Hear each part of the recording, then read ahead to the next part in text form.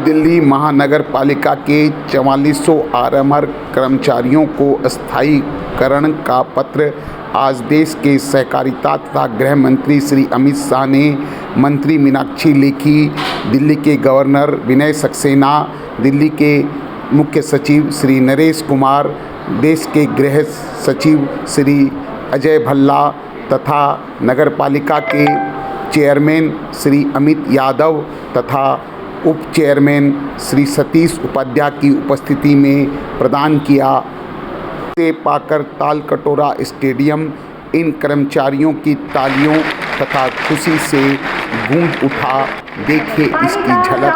आरएमआर कर्मचारियों का नियमितीकरण का यह मुद्दा कितना महत्वपूर्ण विषय रहा है, इस बात को इसी से समझा जा सकता है कि माननीय गृह मंत्री जी ने अपनी व्यस्तता के बावजूद इस कार्यक्रम के लिए आज समय निकाला।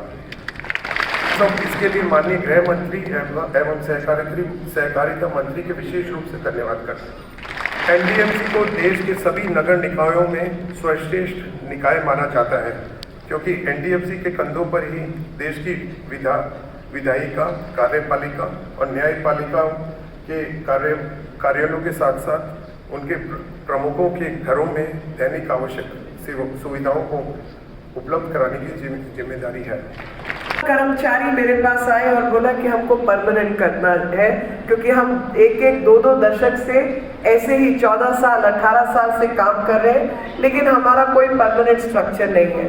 उस समय नरेश जी को मैंने बुलाया और मैंने इनसे कहा, मैंने कहा नरेश जी, अगर इन लोगों की ज़रूरत नहीं है एनडीएमसी को, तो हमने इन्हें रखा क्यों है, और अगर इन्हें रखा है तो हमने परमानेंट क्यों नहीं किया है, समस्या क्या है। आपको सुनकर थोड़ा अचंभा होगा, तब 2015 में दिल्ली में कोई सरकार नहीं थी, और ये मैं इसलिए बता रही हूँ कि कुछ लोग जंप करें श्रेय लेने के लिए कि उन्होंने भी काम किया, तो जवाब है नहीं। ये काम केवल और केवल जब अमित भाई गृह मंत्री बने हुए उनके द्वारा किया गया काम है, और किसी का इसमें कोई श्रेय नहीं है। श्री नरेंद्र मोदी जी के सपने और उनके दिशा निर्देशों को हासिल करने की दिशा में एक महत्वपूर्ण कदम उठाया है। मास्टर रोल और कॉन्ट्रैक्ट की एडहॉक एक्सप्लॉयटेटिव व्यवस्था के खिलाफ एक ऐतिहासिक निर्णय में आज हम 4400 आरएमआर कर्मियों को परमानेंट किए जाने के अवसर पर यहाँ सेलिब्रेशन कर रहे हैं। हम लोग पिछले 10 महीनों में हमने दिल्ली के विभिन्न विभागों में लगभग 13,000 पदों पर पीएसएसबी और यूपीएससी के माध्यम से स्थायी नियुक्तियाँ की हैं। ये माननीय प्रधानमंत्री जी की प्रेरणा का इस प्रकार की अनिश्चितताओं का सामना करना पड़ता है, इसको मैं महसूस कर सकता हूँ, क्योंकि जब से देश के प्रधानमंत्री बने, न केवल एनडीएमसी, देश के कई क्षेत्रों में से प्रधानमंत्री जी ने